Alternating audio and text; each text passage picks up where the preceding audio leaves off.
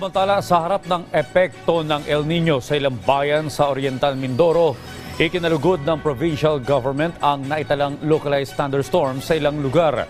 Kasabay nito, iba't ibang tulong ang nakatakdang matanggap ng mga magsasaka sa lalawigan ngayong darating na weekend. Si Rod Lagusad sa sentro ng balita. Patuloy na apektado ng El Nino ang ilang bayan ng Oriental Mindoro. Pinakaapektado dito ay ang mga bayan ng Mansalay at Bulalakaw. Ang Bulalakaw ang unang lokal na pamahalaan sa bansa na nagdeklara ng state of calamity dahil sa El Nino. Ilang barangay naman sa mga bayan ng Bongabong at Bansud ay naapektuhan din. It's just good na nag-start ng umulan. Except yung Bulalakaw, Mansalay area, yung northern part of Mindoro umuulan na. So hindi na kami naapektuhan sobra ng El Nino unlike yung southern part.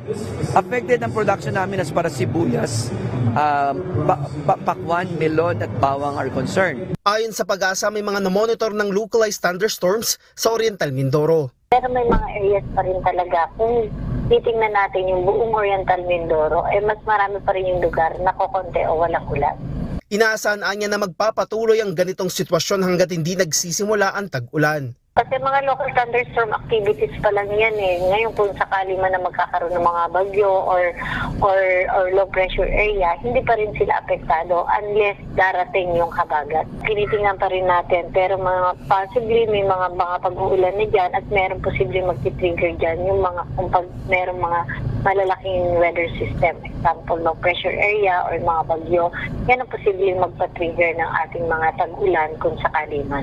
Ayon sa provincial government ng Oriental Mindoro, aabot sa 1,000 ektarya ang naapektuhan ng El Nino sa lalawigan, habang higit 7,000 mga magsasaka naman ang apektado, kasama na ang mga nasa bayan ng Bulalakaw. That's why nagsusupply ng water. Naghahanap pa rin at naghahanap kami ng sources of water. Nakipag-ugnayan na rin ako sa Bureau of Fire para magdala pa ng additional water truck at ang province ang magbibigay ng gasolina.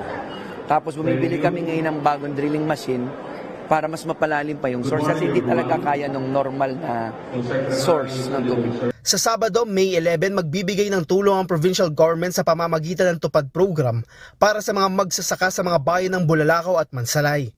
Ipamamahagi sa kanila ang mga bagong drilling machine at water system.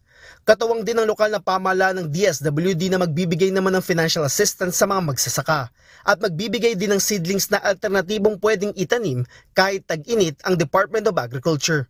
Rod Lagusad para sa Pambansang TV sa Bagong Pilipinas.